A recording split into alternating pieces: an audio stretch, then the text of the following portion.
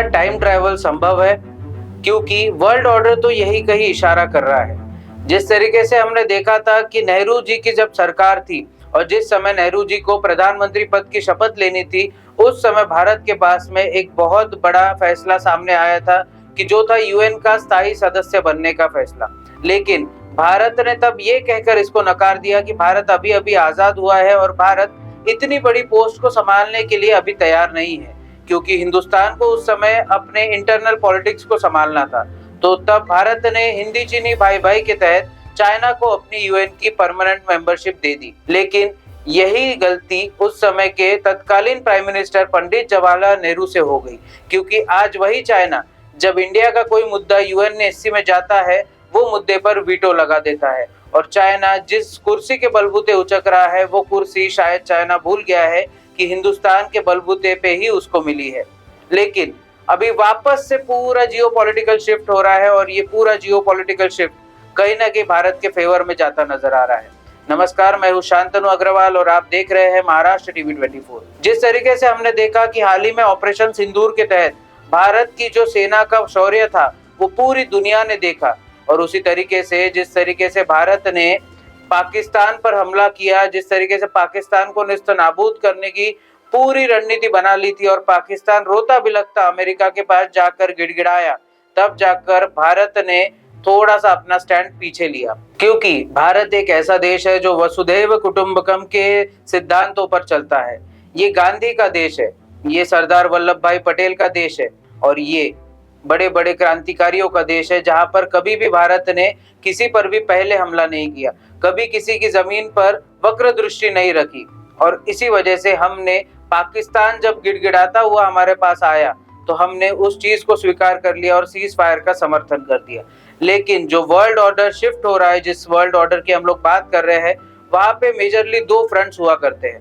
पहला फ्रंट है जो अमेरिका सुपर पावर खुद को बोलता है, और उस सुपर पावर की ताकत अफगानिस्तान में सबने देख ली थी। किस तरीके से अमेरिकी आर्मी अफगानिस्तान से दुम दबाकर भाग गई थी और उनको वक्त तक नहीं मिला था अपने सोल्जर्स और अपने मिलिट्री इक्विपमेंट्स वहां से ले जाने के लिए।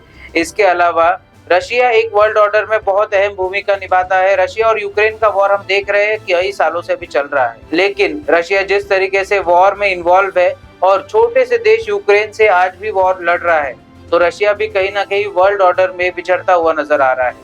और एक वर्ल्ड ऑर्डर में चाइना भी कहीं ना कहीं है, जो ना रशिया का फेवर का है ना अमेरिका की फेवर का है। चाइना खुद का आधिपत्य स्थापित करना चाहता है, पर इन तीनों वर्ल्ड ऑर्डर में एक कॉमन चीज है, जो कि है छोटे देशों की नजरअंदाजी करना। ये तीनों लोग मिलकर सिर्फ बड़े बड़े देशों को मॉनेटरी फायदा पहुंचाते हैं, बड़े बड़े देशों से रक्षा सौदे करते हैं, बड़े बड़े देशों को आर्मी प्रोवाइड करते हैं, लेकिन ये जो छोटे देश है, जो अफ्रीकी नेशंस है, उनको ये लोग ना सहूलत देते हैं और ना ही उनकी कोई मॉनेटरी मदद करते हैं। तो इसी बीच आता है भारत, जो कि सबको साथ लेकर चलना चाहता है, क्योंकि भारत का सिद्धांत वसुधैव कुटुंबकम से जुड़ा जाता है। और जिस तरीके से भारत जब भी अफ्रीकी देशों में प्रधानमंत्री मोदी जाते हैं, उस समय हमने देखा है कि उनका स्वागत कितने बड़े दिल से किया जाता है। मैंने इस समय पहले कभी नहीं देखा था कि पीएनजी के किसी प्रेसिडेंट ने हमारे प्राइम मिनिस्टर के एयरपोर्ट पे पाउच हुए, और ये बहुत बड़ी बात है जो न्यूज शायद मीडिया के माध्यम से आप तक पहुंची होगी। और इतना ही नहीं, कई सारे छोटे देश जो अफ्रीकी देश है, वो भारत को अपना बड़ा भाई मानते हैं और मानते हैं कि भारत ही ये वो है जिन्होंने उनके तरफ में ध्यान दिया है, और भारत को बड़े भाई के तौर पे बड़े बड़े देशों के सामने उनके मुद्दे उठाने चाहिए।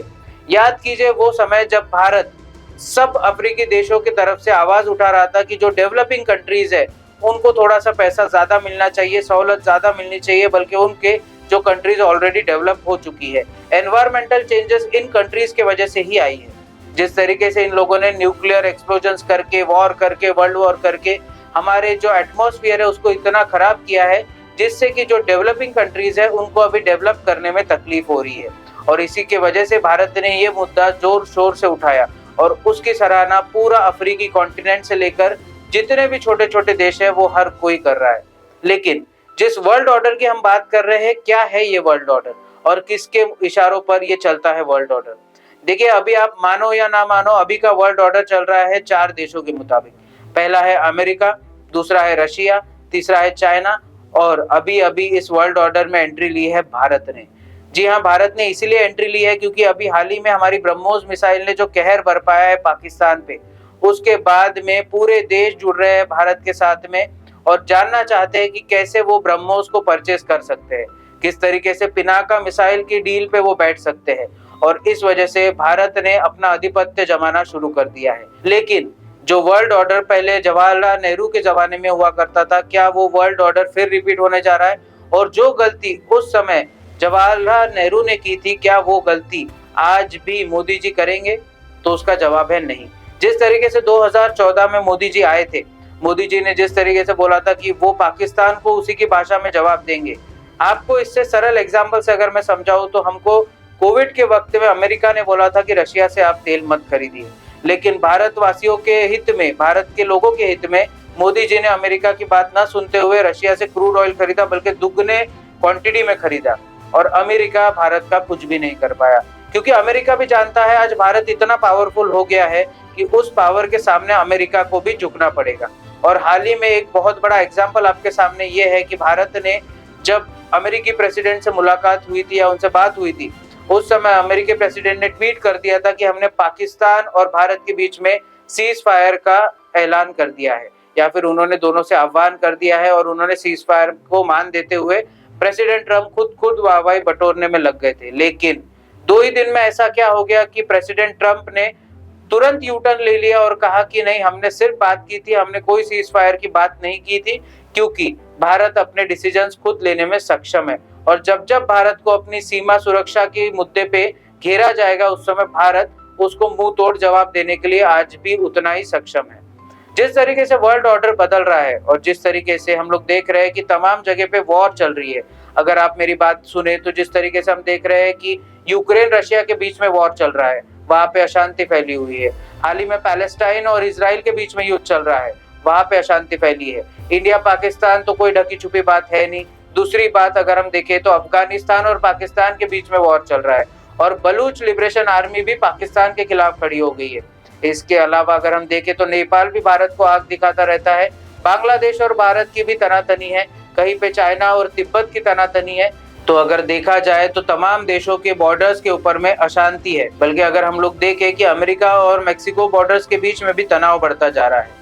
तो अगर इस समय भारत अपना वर्ल्ड ऑर्डर, अपना आधिपत्य स्थापित करना चाहता है, तो भारत को कई सारे कड़े कदम उठाने पड़ेंगे। भारत के पास में इच्छा शक्ति है, भारत के पास में प्राइम मिनिस्टर इतना अच्छा है कि जो बड़े बड़े फोरम्स पे भारत की बात अच्छे से रख सकता है।